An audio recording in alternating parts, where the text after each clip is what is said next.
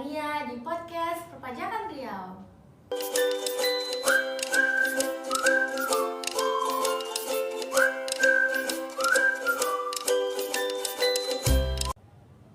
Beri aku 1000 orang tua, maka akan aku cabut semeru dari akarnya.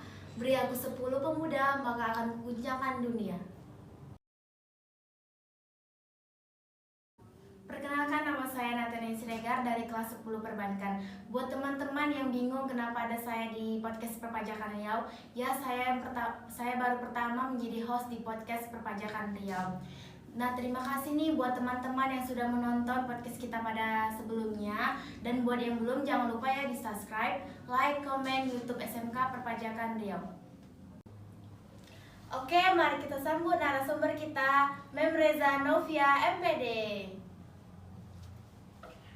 Assalamualaikum, selamat pagi. Pagi, Mem. Apa kabar, Mem? Alhamdulillah baik. Kamu gimana kabarnya? Baik, Mem. Kira-kira say hello dulu buat teman-teman yang menonton, Mem. Hai teman-teman, adik-adik, anak-anak Mem semuanya. Di sini Mem mau memperkenalkan diri. Yang belum kenal sama saya, namanya adalah Reza Novia. Biasanya nih kalau anak-anak SMK Perpajakan manggilnya Mem Reza. Jadi kalian yang belum kenal, saya merupakan guru bahasa Inggris di SMK Perpajakan Riau. Jadi bagi adik-adik yang masih SMP nih, yang masih belum melanjutkan sekolah, nah nanti insya Allah kalau bergabung di SMK Perpajakan Riau, itu ketemunya sama Mam Reza, ada Miss Ella juga dalam pembelajaran bahasa Inggris. Oke, jika yang ingin bertemu sama Mem, boleh nih bergabung di SMK Perpajakan Riau. Oke, Mem, kira-kira apa nih kesibukan Mem akhir-akhir ini? Ya, kita cerita. Kalau ditanya kesibukan, banyak ya kesibukan Mem ya. Nathan atau Nata tadi? Bisa dipanggil Tania, Mem. Tania, oke, Tania ya. Kesibukan Mem sehari-hari biasa mengajar, kemudian pulang sekolah, membuat bahan ajar lagi, karena tugas seorang guru adalah mengajar dan membuat bahan ajar apa yang akan diajarkan untuk hari esoknya. Oke, teman-teman, ngomong-ngomong, Mem Reza ini kalau diajak bicara asik loh. Dan Mem Reza ini juga banyak yang bilang oleh siswa-siswa, Mem Reza ini orangnya friendly. Terus Mem Reza juga salah satu pembina OSIS SMK Perpajakan Riau. Dan di sini Mem Reza sebagai pemuda dahulu, cocok kan? Waduh, jangan dibilang dahulu lah, tapi pemuda pada masanya lah ya. Pemuda masa dulu. Masa dulu ya Tania. Oke, mari kita sambut narasumber kedua kita, yaitu Bang Diki Wahyudi.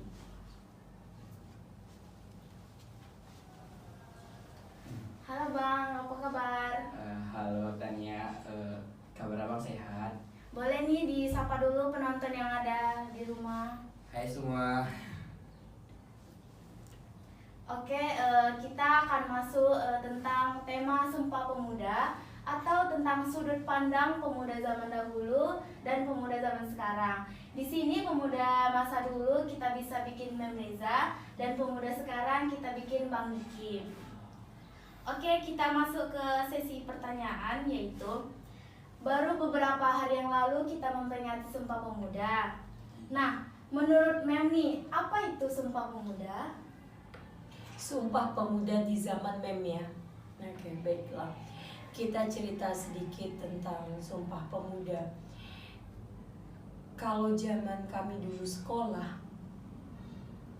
peringatan hari besar ini tidak selalu dirayakan.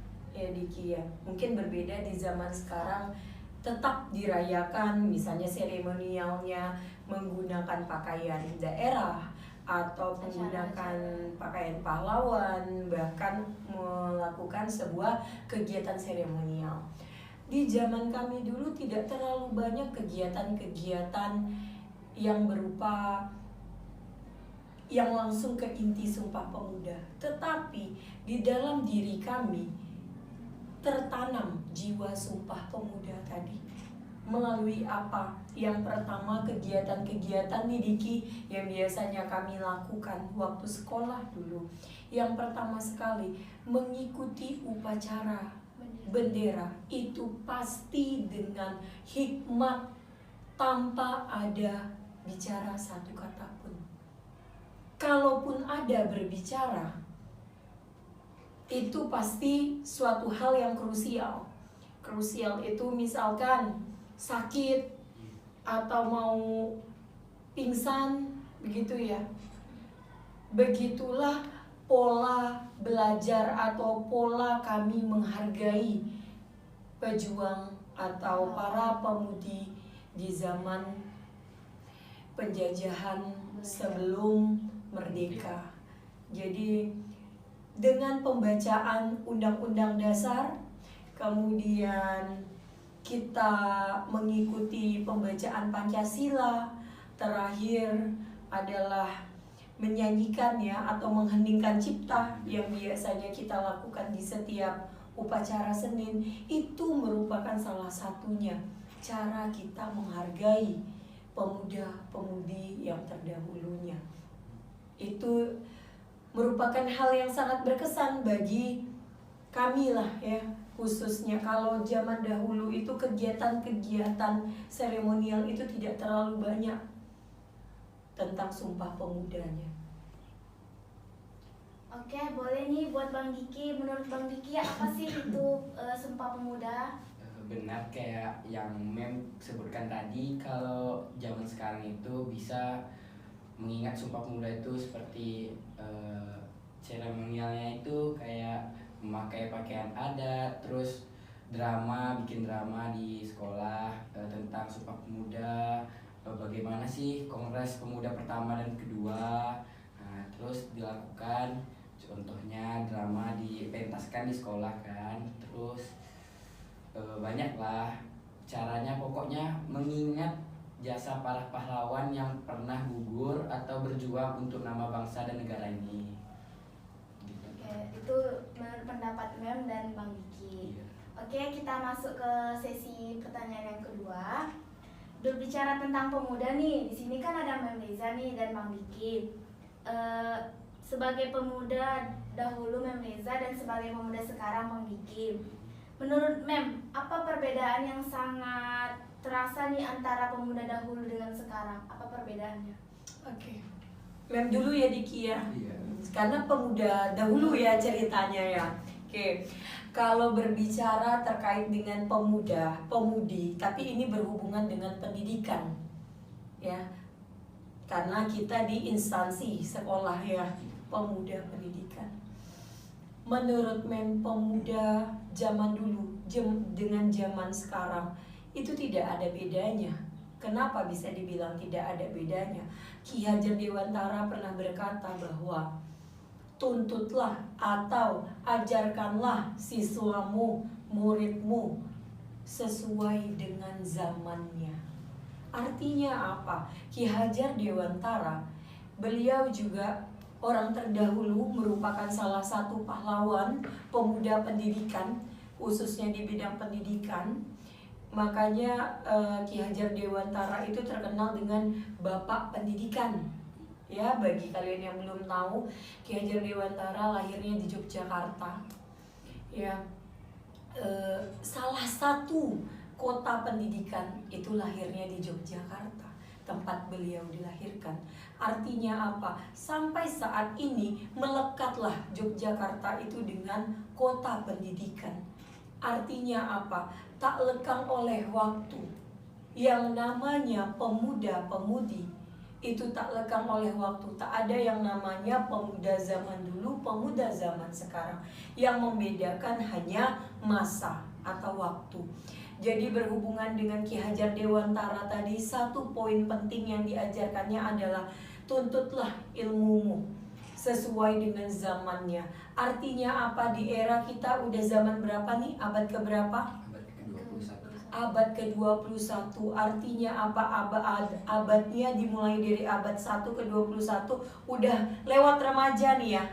udah lewat remaja memasuki era fase ke dewasa. Artinya kalau sudah abad 21, artinya apa? Yang namanya orang dewasa gimana menurut kalian? Ya udah lumayan. Pola pandang dan cara berpikirnya lebih terbuka. Dewasa. Betul. Ya itu kita saling sharing ya di sini karena kalian pemuda zaman dulu. Jadi mem artikan apa? Pemuda zaman sekarang, mem yang zaman dulu ya. Artinya gimana? Pemuda zaman dulu menerapkan satu ide itu, tapi mungkin tak tersalurkan karena belum tereksplorasi atau belum bisa untuk dikomunikasikan. Artinya apa? Kembali lagi kepada konsep Sumpah Pemuda dan konsep negara kita yaitu merdeka. Sekarang ini kita sudah merdeka atau belum? Mungkin teman-teman di rumah atau adik-adik penonton semuanya masih bertanya-tanya, sebenarnya kita ini sudah merdeka atau belum sih? Nah, kalau di segi pendidikan, merdekanya Sumpah Pemuda, kita sudah merdeka. Kenapa? Di abad 21 yang menjajaki dewasa ini, kita sudah bisa mengenal dunia luar. Kita sudah bisa mengeksplor diri kita. Salah satunya contoh adalah podcast ini. Melalui ajang podcast, kita bisa berbaur, kita bisa say hello kepada teman-teman, kepada mungkin bahkan penonton kita ada di luar negeri. Bahkan mungkin penonton kita yang tidak mengerti bahasa kita, tapi melalui bahasa satu Indonesia kita bisa bersatu. Melalui apa? Pemuda, semangat pemuda-pemudi tadi. Artinya apa? Kalian yang masih muda sekarang, bukannya semakin luntur atau semakin mundur, bahkan kalian harus lebih mengeksplor diri kalian. Oke nih, apa nih perbedaan yang sangat terasa bagi Bang Diki di masa dahulu dengan masa sekarang? Perbedaannya yang paling terasa? Kalau dalam menuntut ilmu, orang-orang dulu kayak mem lah terutama ya, kalau pergi ke sekolah itu banyak yang bercerita kalau pergi ke sekolah jalan kaki ya kan, rumahnya jauh dari sekolah, terus dia ingin menuntut ilmu, pasti dia mau, kalau dia mau nuntut ilmu pasti dia ngelakuin. Kalau kita di zaman sekarang menuntut ilmu bisa naik transportasi lain kayak busway, kan kita tinggalnya di kota nih, bisa naik busway. Kalau orang dulu harus jalan kaki, belum lagi rumahnya yang jauh. Itu kan sangat berbeda kalau dalam menuntut ilmu pendidikan. Kalau dalam mengisi kemerdekaan, kayak orang dulu bisa kayak Memu bilang tadi, ikut upacara dengan hikmat, tidak ada berbicara. Kalau berbicara itu pun minta tolong atau misalnya mau keluar dari barisan upacara. Kalau yang sekarang kan bisa mengisi kemerdekaan kayak mengikuti lomba-lomba tentang Hari Pahlawan, Hari Sumpah Pemuda gitu. Nah betul itu, memang banyak sih, ada yang sih yang terasa apa perbedaan dengan dahulu dengan sekarang.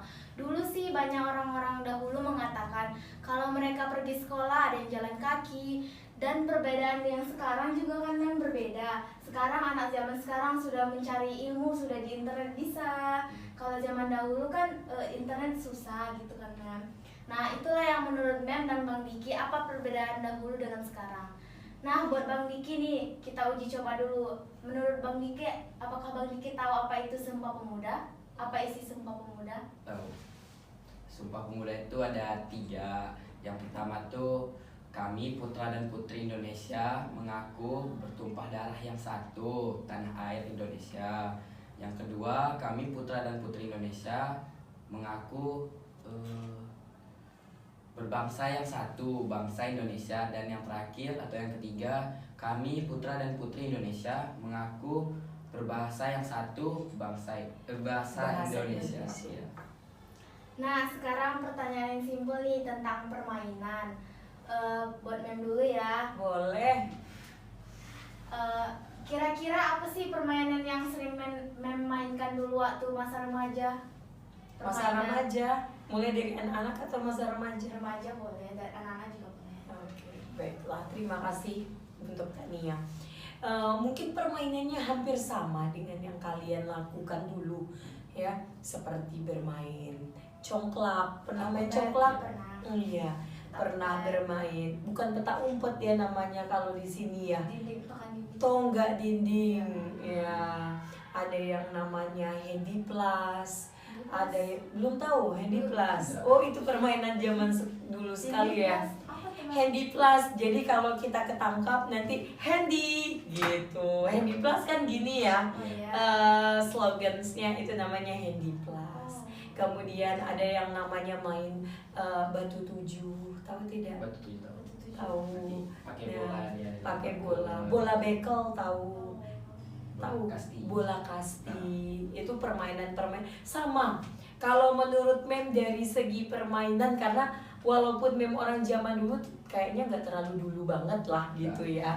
Masih Jadi gaul. iya, usia Mem sekarang udah 32 tahun. Kalian berapa usianya? Setengah dari umur Mek. Nah, setengahnya. Jadi kurang lebih masih Muda. mengalami lah gitu ya Iya. apa yang Mem rasakan. Tapi perbedaan yang sangat Mem rasakan dulu dan sekarang adalah dari segi kebersamaannya. Jadi gini ya, Mem cerita sedikit nih. Cerita nih ya, sharing. Bukan sharing, memang bercerita apa yang sudah Mem rasakan. Kalau dulu kami bermain, misalnya main congklak atau main kartu ya, Iya, kartu. main kartu yang ketukar-tukar gambar Gambar. sebelahnya. Naruto. Bukan Naruto, kalau dulu itu masih gambar-gambar kartun Kartun. jadul lah Iya. gitu ya. Nah, itu kami memang bermain. Tidak ada sambil main sambil ngevlog, sambil main sambil buat TikTok. Oh, iya. Atau sambil misalnya main nih, misalnya Nathan coba handphonenya, Mem pinjam dulu. Nah misalnya nih gini, sebentar ya, balas chat teman bentar, nanti mainnya. Gak ada yang seperti itu. Itu satu poin ya, satu perbedaan yang sangat berbeda antara pola permainan atau cara bermain kami dulu dan sekarang. Jadi kalau zaman sekarang yang Mem nampak, setiap anak-anak bermain pasti dia tidak pernah fokus. Misalnya main games, dia main handphone atau dia buat konten. Dia Diki suka buat konten. Ya pokoknya suka buat hal lain yang tidak berhubungan dengan permainannya tadi. Kalau di zaman kami dulu, kalau bermain, ya bermain. Gimana layaknya bermain? Anak-anak itu tidak punya tujuan. Kalau setahu Mem ya. Iya. Ketika Mem waktu anak-anak kami nggak punya tujuan yang panjang. Tujuannya jangka pendek aja. Misalnya hari ini kita bermain congklak, harus menang 3 kali. Nanti dijajan beli bonbon. Tahu nggak bonbon? Tahu ya, bonbon itu permen karet ya bahasanya sekarang. Kalau kami dulu namanya bonbon. Nah, udah kalau zaman sekarang tidak. Dia membuat games, membuat bermain congklak untuk konten sambil bermain handphone. Artinya apa?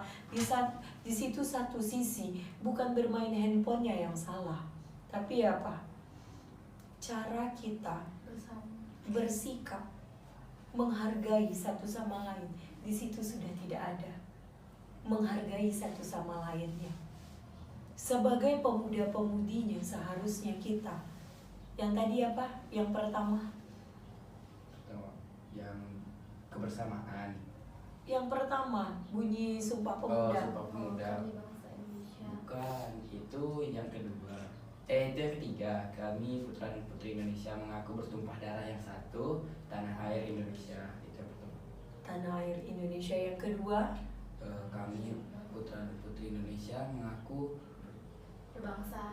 berbangsa yang satu, bangsa Indonesia. iya, berbangsa yang satu, bangsa Indonesia. Yang pertama tanah air Indonesia.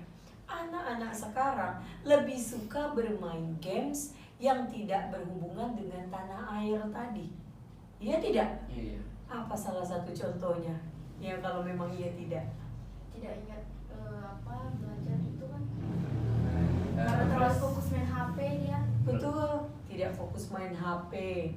terus tidak melestarikan permainan dari Itu dia, tidak melestarikan permainan daerah. Dulunya kita main congklak, dulunya kita main peta umpet, sekarang mainnya apa? HP. Spellfire. Bermainnya apa? Mobile Legend. Beda kan permainannya? Kalau kalian bilang tadi, bilang tadi mungkin sama, tapi permainan itu tidak kalian lestarikan atau tidak kalian mainkan. Jadi walaupun terkait dengan ini buat teman-teman yang di rumah, adik-adik semuanya, anak-anak walaupun di abad 21 yang kita sudah dewasa ini, beranjak dewasa, hal-hal yang kecil seperti tadi seharusnya kita lestarikan.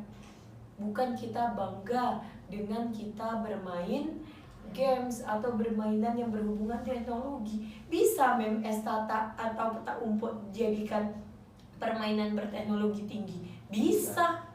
Kita buat aplikasinya. Kita buat aplikasi main congklak.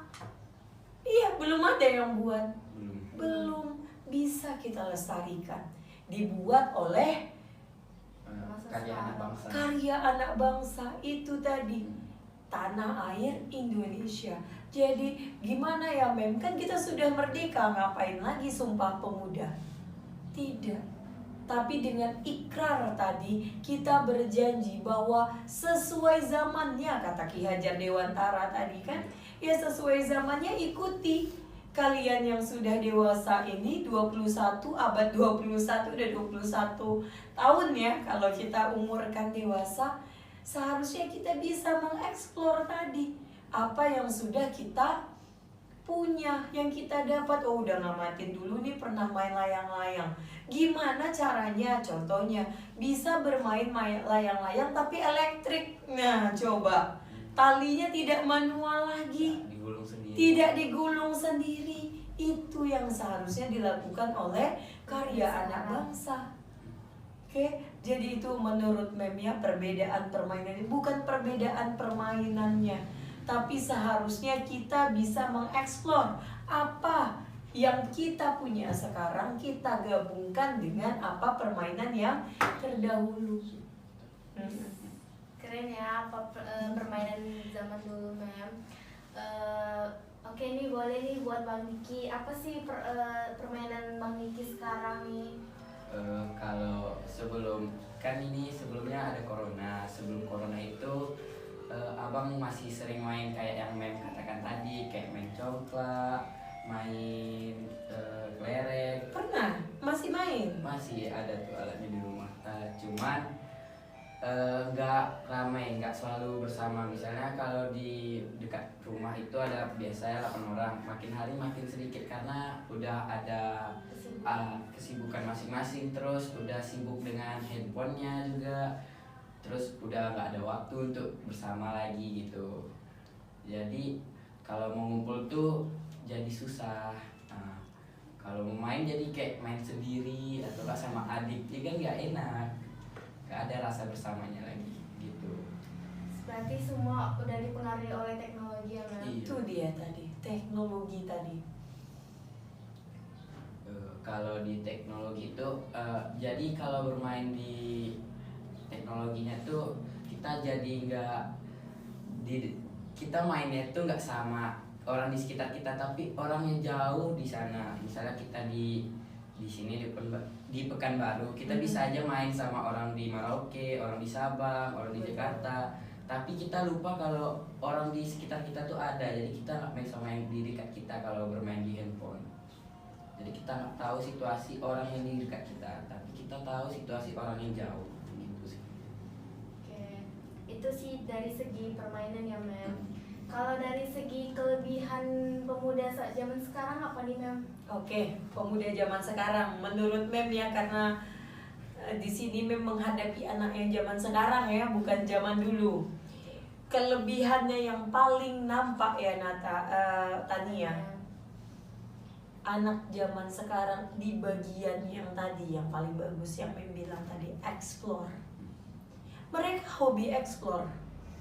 Jadi kalau zaman dulu kami untuk bertanya aja dalam lokal itu takut sama guru, Takut dimarahin. takut salah. Takut salah lebih. Bukan takut dimarahin lagi. Kalau dimarahi ya semua kita takut ya. Takut salah.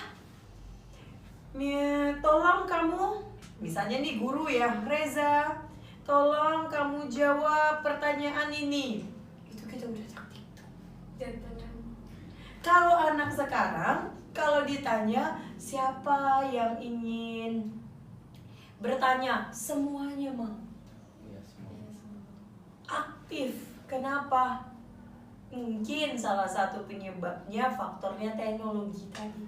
Jadi teknologi tadi menurut Mem ada side impact-nya, ada dampak bagus dan dampak negatifnya.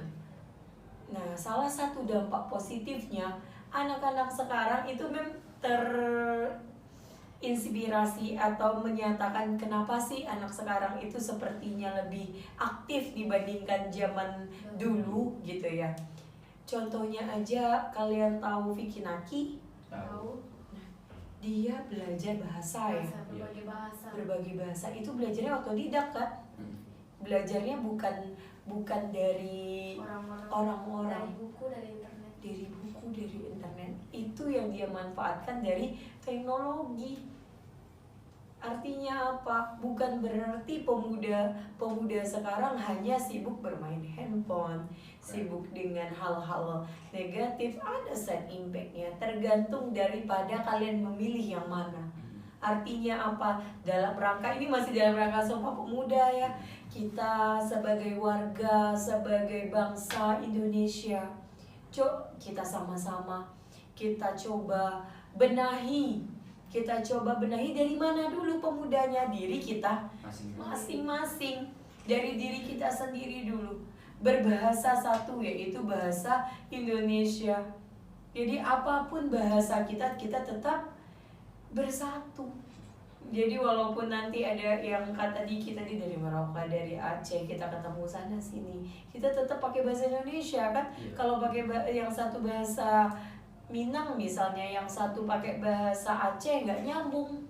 Oke, jadi di situ kita dapat feel-nya. Kalau kita memang pengen cintai teknologi, ya cintai diri kita sendiri dulu, kemudian kita coba explore. Jadi kelebihannya menurut Mem itu tadi, dengan teknologi tadi, Sumpah Pemuda tadi, pemuda-pemudi kita bisa kok. Yuk kita sama-sama. Kalau menurut Mem, kelemahan pemuda zaman sekarang apa nih?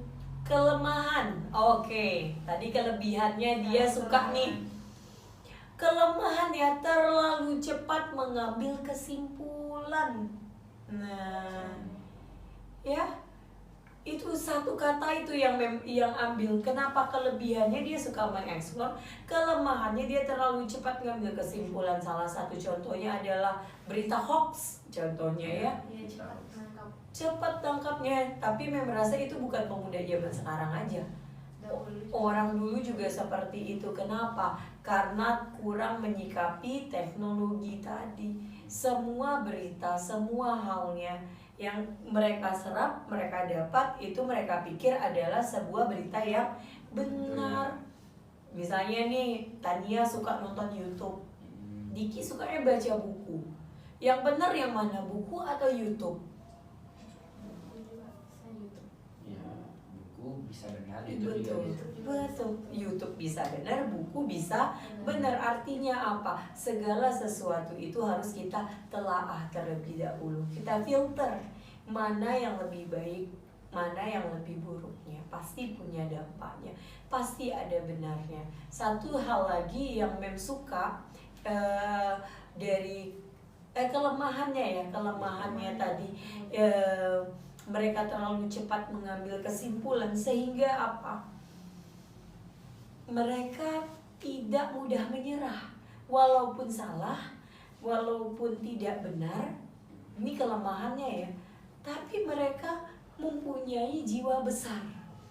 Itu di zaman sekarang. Karena apa tadi? Mungkin mereka sudah bisa mengeksplor diri sehingga hal-hal negatif itu mereka kesampingkan, walaupun mereka terlalu cepat menyimpulkan sesuatu tadi. Oke, kalau menurut Bang Niki apa nih kelebihan pemuda? Sekarang kalau yang sekarang tuh kayaknya lebih kreatif lah ya, ya kan Mem? Maksudnya kalau Betul. disuruh bikin poster kan, kalau orang dulu harus Ada digambar dulu. Benar. Kalau yang sekarang bisa dibuat dulu dari digital, dibikin sketsanya dulu, nah baru digambar lagi ulang atau enggak di printnya biar lebih cepat ya kan Em. Nah, terus kalau kelebihan lainnya ya lebih kreatif aja sih. Terus kalau kayak Mem bilang berjiwa lebih besar, jadi kalau guru bertanya ada yang mau ditanyakan, pasti semuanya, enggak sampai semuanya juga lah. Ada yang mau, pasti ada yang mau yang bertanya, karena orang jiwa penasaran pemuda sekarang tuh lebih tinggi lah. Penasaran, kenapa ya 2 tambah 2 bisa 4, nah gitu. Kalau kelemahannya? Kalau kelemahannya, Mem bilang jiwanya lebih besar. Tapi kebanyakan kita lihat juga banyak nih anak-anak muda atau penonton nih yang mageran, mau disuruh orang tua, tunggu dulu bentar bu, tunggu dulu bentar ya. Nah, terus disuruh belajar nolak, katanya mau belajar dari handphone. Pas dilihat handphonenya bukan buka pembelajaran, malah buka game. Itu juga salah. Terus apalagi ya, udah sih itu aja. Ya, betul sih apa kata Mem. Itulah yang menurut Mem apa kelebihan dan kelemahan dari pemuda zaman dahulu dan pemuda zaman sekarang.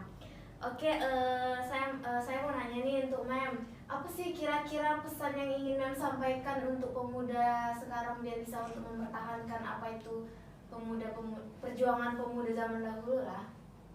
Pesan Mem untuk generasi sekarang. Oke, pesan dan kesannya ya. Yang pertama, semua manusia itu dilahirkan sama. Artinya apa? Semua kita dikodratkan menjadi manusia. Yang sebaiknya kita lakukan sebagai manusia apa? Segala sesuatu hal itu jangan selalu kita salahkan.